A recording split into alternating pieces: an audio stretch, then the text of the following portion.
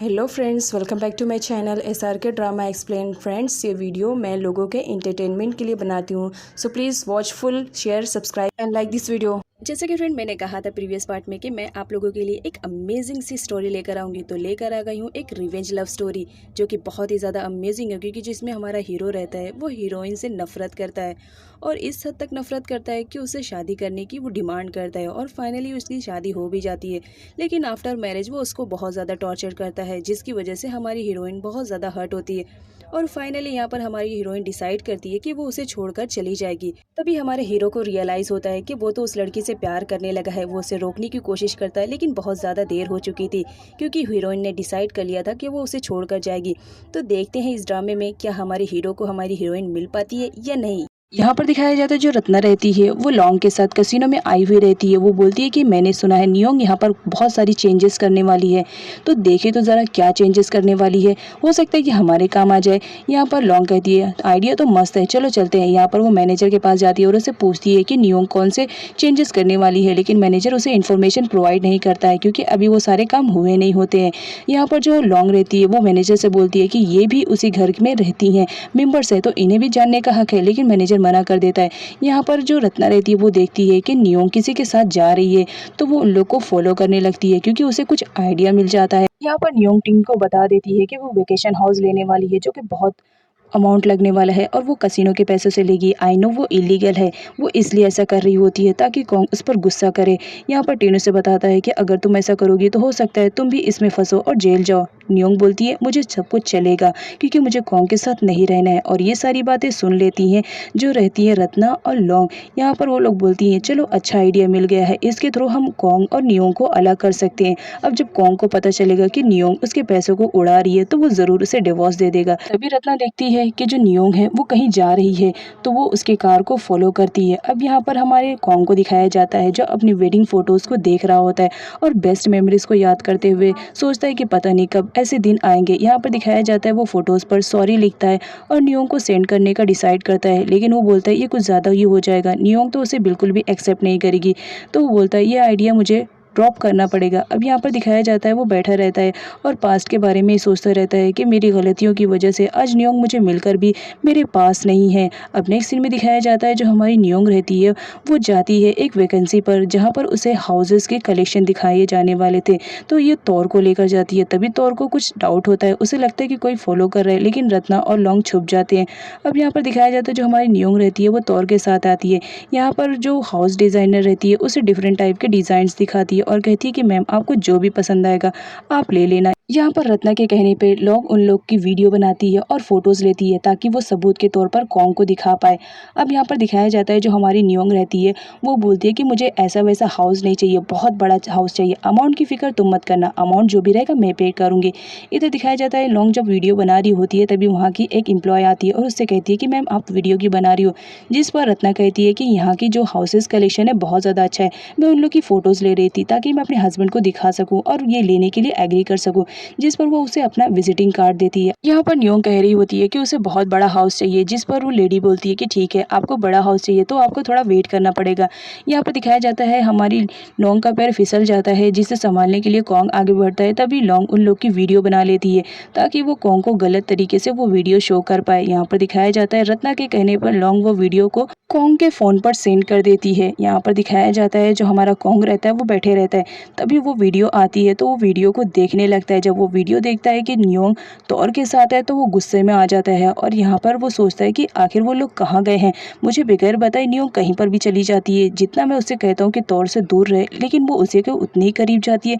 यहाँ पर वो लौंग के पास फ़ोन करता है क्योंकि लौंग ने ही वो वीडियो सेंड किया था, तो लौंग उसे डायरेक्शन बताती है और कहती है कि तुम यहाँ पर जितनी जल्दी हो सके आ जाओ, देखो तुम्हारी वाइफ क्या कर रही है। यहाँ पर दिखाया जाता है जो हाउस शो करने वाली लेडी रहती है वो नियोंग को कहती है कि चलिए मैम मैं आपको हाउस शो करा देती हूँ, हाउस बहुत ही ज़्यादा ब्यूटीफुल है, आपको पसंद आएगा। इधर रत्ना को दिखाया जाता है जो कौंग के पास आती है और उसे भड़काने की कोशिश करती है और कहती है कि मुझे लगा था कि तुम प्लेस पर पहुँच जाओगे, लेकिन तुम तो यहाँ पर शांति से बैठे हुए हो कि तुम्हें मालूम नहीं है। मैं तो पक्का कह रही हूँ तुम्हारी वाइफ उसके साथ रिलेशनशिप में है, देखना वो घर खरीद कर उसके साथ सेटलमेंट हो जाएगी और तुम्हें यूं ही अकेला छोड़ देगी। अब ये बात सुनते ही कौंग गुस्से में आ जाता है और रत्ना से कहता है कि देखिए आंटी, हो सकता है आपकी गलतफहमी हो, लेकिन जो रॉन्ग रहती है वो भी कहती है कि गलतफहमी नहीं है। देखो प्रूफ के तौर पर मैंने तुम्हारे फ़ोन पर वीडियो और फ़ोटो सेंड किया है, ये झूठ नहीं है।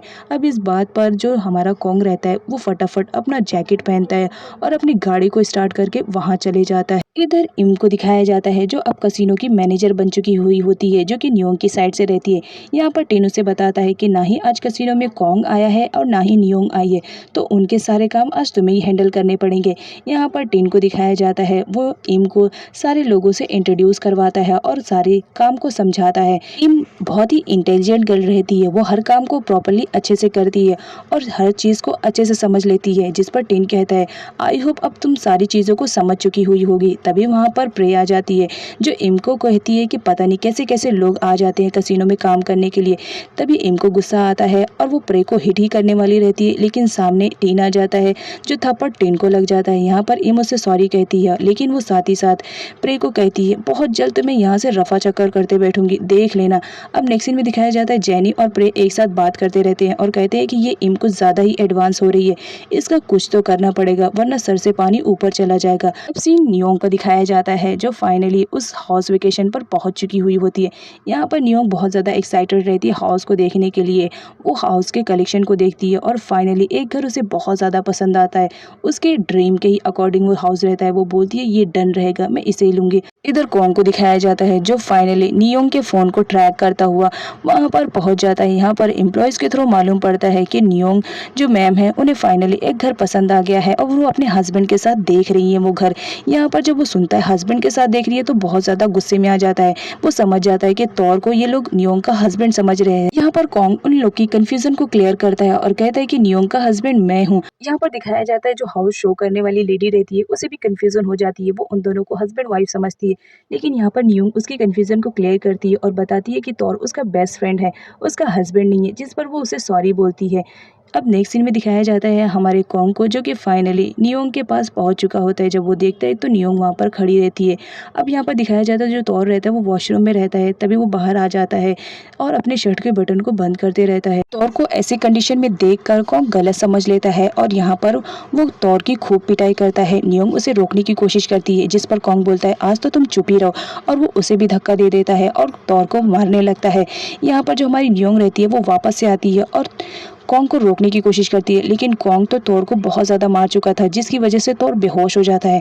अब यहाँ पर कॉन्ग को दिखाया जाता है नियोंग वहाँ से भागने वाली रहती है, लेकिन कॉन्ग उसे पकड़ लेता है और उसे कहता है मैंने तुमसे जितना कहा इस लड़के से दूर रहने के लिए, लेकिन तुम उसके उतने ही करीब जा रही हो और तुम अब घर भी खरीद रही हो एक साथ रहने के लिए। यहाँ पर नियोंग उसे थप्पड़ जड़ देती है और कहती है कि तुम्हारी सोच कितनी ज़्यादा घटिया है, मुझे तो समझ में नहीं आ रहा मैं तुम्हें क्या कहूँ। यहाँ पर कॉन्ग गुस्से में आ जाता है और वो नियोंग को अपने ऊपर उठा लेता है और गाड़ी में बिठाकर सीधा वहाँ से लेकर चले जाता है। यहाँ पर नियोंग को दिखाया जाता है उसे तौर की फिक्र हो रही थी क्योंकि तौर बेहोश था। यहाँ पर कॉन्ग बोलता है उस लड़की की तुम्हें इतनी ज़्यादा फिक्र है और मेरी फिक्र नहीं है। नियोंग बोलती है वो मेरा बेस्ट फ्रेंड है और वो सही है। यहाँ पर कॉन्ग बोलता है तो फिर मैं भी सही हूँ। इधर इम को दिखाया जाता है जो तौर के फ़ोन पर कॉल कर रही होती है, लेकिन तौर बेहोश होने की वजह से कॉल रिसीव नहीं कर पाता है। यहाँ पर दिखाया जाता है कुछ टाइम के बाद तौर को होश आता है और वो नियोंग को ढूंढने लगता है, लेकिन उसे नियोंग कहीं नहीं मिलती है। तो वो आसपास के एरिया में भी ढूंढता है, लेकिन नियोंग को तो कॉन्ग ले जा चुका था। इस वजह से तौर को नियोंग नहीं मिलती है। वो बहुत ज़्यादा परेशान हो जाता है कि पता नहीं कॉन्ग नियोंग को कहाँ पर लेकर गया होगा। यहाँ पर कॉन्ग को दिखाया जाता है जो नियोंग को अपने फार्म हाउस पर लेकर आया हुआ रहता है। नियोंग वहाँ से भागने की कोशिश करती है, लेकिन जो कॉन्ग रहता है वो उसे पकड़ लेता है और कहता है कि तुम्हें दूसरे के साथ घूमने में बहुत ज़्यादा मज़ा आता है और मैं तुम्हारा हस्बैंड हूँ, लेकिन मेरे साथ रहने में तुम्हें बहुत ज़्यादा चिढ़ लगती है।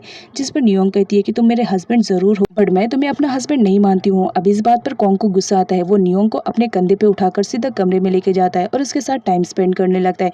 यहाँ पर वो नियोंग को कहता है कि मैं तुम्हारा लीगल हस्बैंड हूँ। अब यहाँ पर पिट को दिखाया जाता है जो नियोंग के पास कॉल लगा रही होती है, लेकिन नियोंग रिसीव नहीं करती है। तो तौर का कॉल आता है। तौर के थ्रू यहाँ पर पिट को मालूम पड़ता है कि नियोंग को कॉन्ग उठाकर लेकर गया है, वो लोग घर देखने के लिए जब गए थे। अब इस बात पर जो हमारी पिट रहती है वो बहुत ज़्यादा अपसेट हो जाती है। वो डरते रहती है कि कॉन्ग पता नहीं उसकी बेटी को कहाँ पर लेकर गया होगा। अब यहाँ पर त्यानशाई रत्ना के पास कॉल करता है और उससे पूछने की कोशिश करता है क्या कॉन्ग घर पर आया है, जिस पर रत्ना उल्टे सीधे क्वेश्चन करने लगती है। यहाँ पर त्यानशाई बोलता है कि मैं जितना पूछ रहा हूँ तुम उतना बताओ, क्या वहाँ पर कॉन्ग आया है, जिस पर रत्ना बोलती है कि नहीं यहाँ पर कॉन्ग नहीं आया है। यहाँ पर रत्ना और लौंग बहुत ज़्यादा स्ट्रेस में रहते हैं कि कोंगनियों को कहाँ पर लेकर गया होगा, हमें तो कुछ आइडिया भी नहीं है। अब यहाँ पर पिट को दिखाया जाता है, वो अपनी बेटी के लिए बहुत ज़्यादा परेशान होती रहती है और हर जगह कॉल करके पूछती है कि क्या वहाँ पर उसकी बेटी है, लेकिन हर जगह से यही आंसर रिप्लाई मिलता है कि उसकी बेटी वहाँ पर नहीं है। अब यहाँ पर जो पिट रहती है वो बहुत ज़्यादा स्ट्रेस में रहती है कि पता नहीं उसकी बेटी कहाँ और किस हाल में होगी।